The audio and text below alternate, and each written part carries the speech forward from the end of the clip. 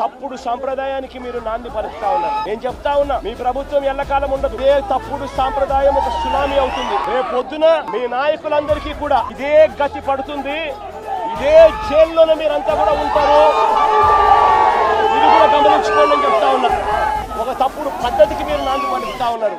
మార్పు తెచ్చుకోకపోతే మాత్రం రెడ్ బుక్లు మీరు ఒక్కరే పెట్టుకుంటారని చెప్పి మీరు అనుకుంటున్నారేమో.